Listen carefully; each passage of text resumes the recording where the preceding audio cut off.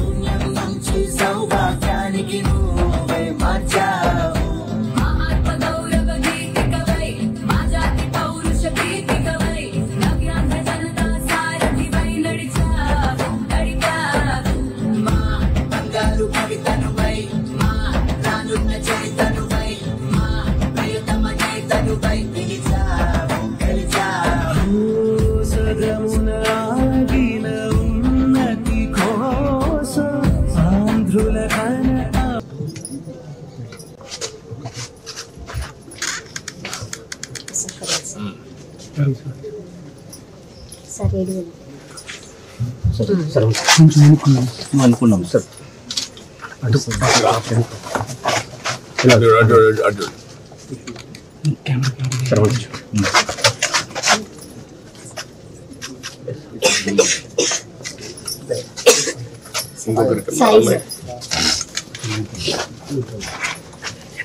అమ్మ మీరు అటు తిరిగమ్మ.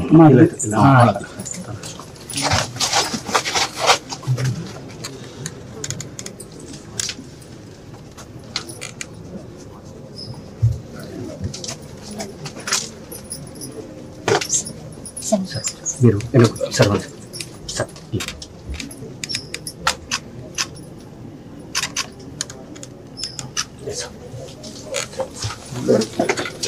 Please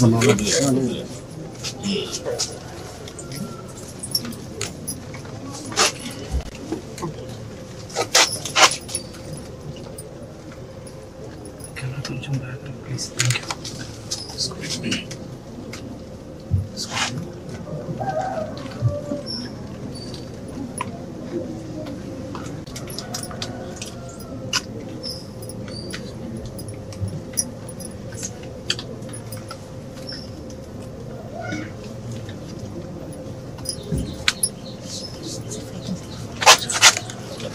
you.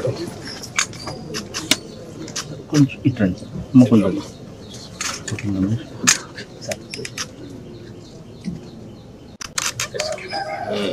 ఇప్పుడు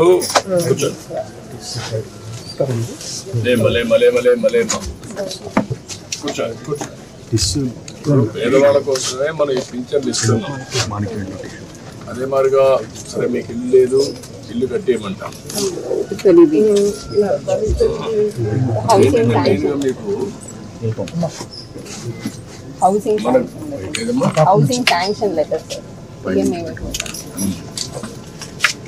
ఇప్పుడు ఇల్లు కూడా ఒకటి శాంక్షన్ చేస్తున్నారు, కట్టిస్తారు. ఆయన పాములు సార్ ఆయన పేరు మీద వచ్చింది.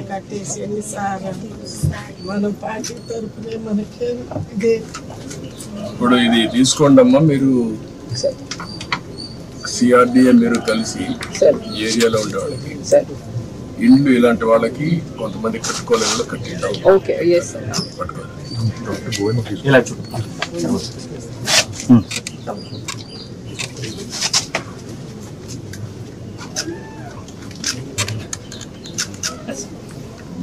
మనకి డీటెయిల్స్ ఏంటనేది so this is basically beneficiary lead construction sir. But మీరు అన్నట్టు ఇంకా వాళ్ళు కట్టలేకపోతే మనం పాలసీ ద్వారా ఇంకెవరి ద్వారా అటాచ్ చేసి చేయాలి సార్.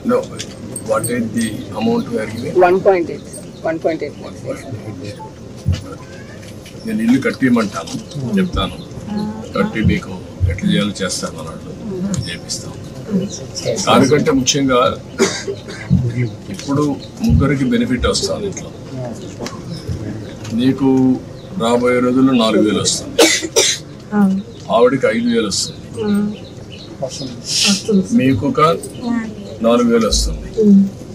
4 4 8 + 5 13,000 వస్తుంది. 13,000 వచ్చినప్పుడు మీరు కొద్దిగా సంపాదించుకుంటున్నారు. వీళ్ళిద్దరిని చదివించుకొని వాళ్ళకి చదువుకు అవన్నీ ఏం చేయాలో అవన్నీ చేస్తూ ఉంటారు గవర్నమెంట్.